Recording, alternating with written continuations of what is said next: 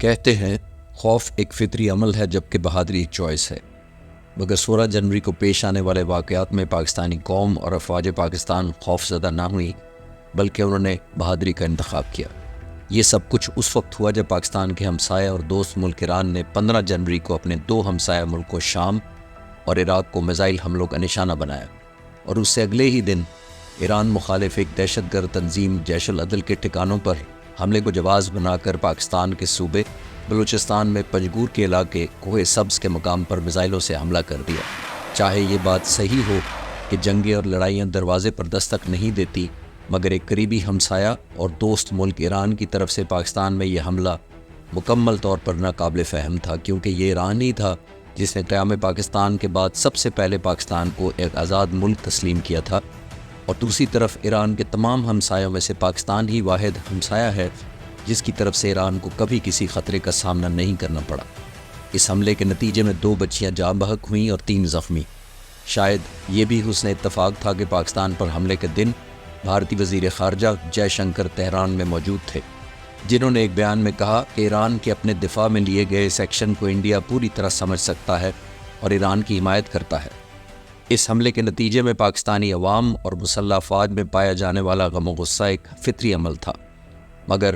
پاکستان نے ایک ذمہ دار ریاست کے طور پر پہلے ایک سافٹ پاور ٹول کا استعمال کرتے ہوئے تہران سے سفارتی تعلقات تو معطل کر دیے، مگر سفارتکاری کو پورا موقع دیتے ہوئے دونوں وزرائے خارجہ کے درمیان بات چیت ہوئی۔ ظاہر ہے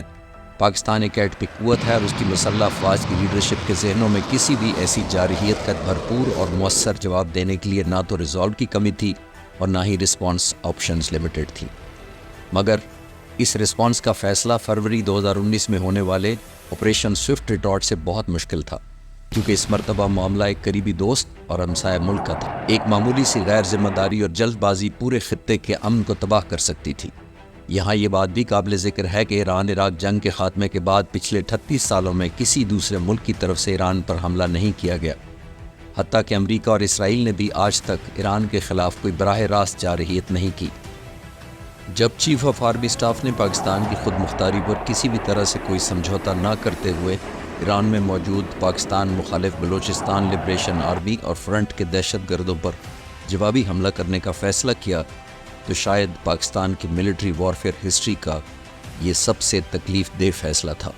کیونکہ موجودہ کشیدگی ایران اور پاکستان کے 75 سالہ برادرانہ تعلقات کی عکاسی نہیں کرتی تھی، مگر میری تحقیق اور تجزیے کے مطابق اس آپریشن کرنے کا بنیادی مقصد اس خطے میں ایسے پڑوسی ملکوں کو پیغام دینا تھا جنہوں نے ماضی میں نہ صرف پاکستان کی حدود کی خلاف ورزی کی جرت کی بلکہ بھاری نقصان بھی اٹھایا، اور شاید اس لیے بھی کہ وہ یہ نہ سمجھ بیٹھے کہ پاکستان کے غیر مستحکم سیاسی اور اقتصادی حالات کی وجہ سے پاکستان کے خلاف کسی طرح کی دخل اندازی آسانی سے کی جا سکتی ہے، اور یقینی طور پر اس بات کے مد نظر بھی کہ دشمن ملک ایسی صورتحال کو نیو نارمل نہ سمجھ بیٹھے، کیونکہ اس آپریشن کا مقصد کسی طرح سے بھی برادر اسلامی ملک ایران پر اپنی فوجی برتری ثابت کرنا نہیں تھا۔ اس لیے یہ فیصلہ بھی کیا گیا کہ اس حملے کے دوران ایرانی مسلح افواج، فوجی تنصیبات اور عام ایرانی شہریوں کو کسی طرح سے بھی کوئی نقصان نہ پہنچے۔ اسی وجہ سے یہ سمجھنا مشکل نہیں ہے کہ افواج پاکستان کی لیڈرشپ اور خاص طور پر چیف آف آرمی اسٹاف نے یہ چیلنجنگ فیصلہ صرف ملک کی سلامتی اور خطے کے مجموعی امن کو یقینی بنانے کے لیے کیا۔ اس آپریشن کی پلاننگ کے دوران تمام متعلقہ ادارے، خاص طور پر پاکستان کی انٹیلیجنس ایجنسی ISI نے نہ صرف ڈیزگنیٹڈ ٹارگٹس کی نشاندہی کی بلکہ ان کے بارے میں تمام تفصیلات پاک فضائیہ سے شیئر کی۔ دوسری طرف پچھلے چند سالوں میں پاک فضائیہ کے سربراہ air chief marshal Zaheer Ahmed Babar Sidhu کی قیادت میں ایئر آپریشنز اور pinpoint precision firepower کے ڈومین میں پاک فضائیہ ناقابل یقین صلاحیتیں حاصل کرنے کے بعد اس خطے میں ایک کٹنگ ایج فورس بن چکی ہے۔ پاکستان کی طرف سے جوابی حملے کا نام آپریشن مرگ بر سماچار یعنی گوریلا فائٹرز کے لیے موت رکھا گیا۔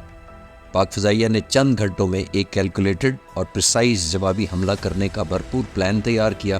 جس میں سیٹلائٹ بیسڈ انفارمیشن کے علاوہ سٹینڈ آف ویپن سے مسلح جہاز، لانگ رینج کلر ڈرونز، لوائٹرنگ منیشن اور پریسیجن گائیڈڈ ویپنز کے علاوہ ایئر بورن ارلی وارننگ اور الیکٹرانک سپورٹ جہازوں کو بھی مؤثر طور پر انٹیگریٹ کیا گیا۔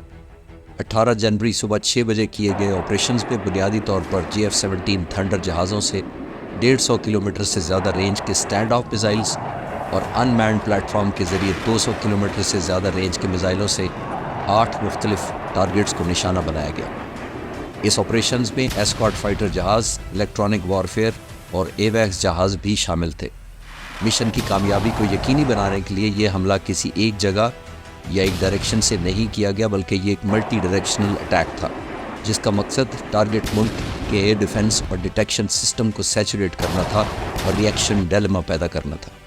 حملہ اتنا شدید، بروقت اور صحیح نشانے پر تھا کہ حکومت ایران کو کہنا پڑا کہ ہلاک ہونے والے تمام 7 افراد غیر ملکی تھے۔ پاکستان کا یہ آپریشن فلالیس ایگزیکیوشن کی وجہ سے ایئر وارفیئر ڈومین کے کسی بھی سٹینڈرڈ کے اعتبار سے ایک ٹیکسٹ بک اٹیک تھا، اور ایسا ممکن نہ صرف پاک فضائیہ کی شاندار کارکردگی کی وجہ سے ہوا، بلکہ اس مشن کی پلاننگ، ایکسٹیریئر منور اور ایگزیکیوشن کے دوران پاکستان کے تمام متعلقہ اداروں اور خاص طور پر فورن آفس، ISPR اور مسلح افواج کی قیادت مکمل طور پر ہم آہنگ اور مسلسل رابطے میں تھے۔ اس پورے افسوسناک واقعے میں ایک مثبت بات یہ ہے کہ پاکستان اور ایران کی لیڈرشپ نے فوری طور پر یہ احساس کرتے ہوئے ایسی تمام قوتوں کی پلاننگ اور ارادوں کو ناکام اور نیوٹرلائز کر دیا جس کے تحت 2 برادر ملکوں کے درمیان کشیدگی کو ہوا دے کر فائدہ اٹھانا تھا۔ اس واقعے کے فوراً بعد پاکستان اور ایران نے اپنے اپنے عوام اور حکومتوں کے درمیان مثالی مذہبی، ثقافتی اور تجارتی تعلقات ایک دفعہ پھر سے بحال کرنے کا عزم کیا اور آئندہ ایسی صورتحال سے بچنے کے لیے منظم میکانزم طے کیا جو انتہائی قابل ستائش اور مدبرانہ سوچ تھی۔ دوسری طرف پاکستان کے قومی وقار اور خطے کے امن کے لیے اپنی ڈیٹرنس کو بروقت اور مؤثر طریقے سے بحال کرنے پر پاکستان کے تمام عسکری ادارے اور پاک فضائیہ مبارکباد کے مستحق ہیں، اور یقینی طور پر آنے والے وقتوں میں پاکستان کا کوئی اور ہمسایہ اس طرح کا حملہ کرتے وقت ایسے کسی حملے کی قیمت کا کئی بار اندازہ لگائے گا۔ پاکستان پائندہ باد۔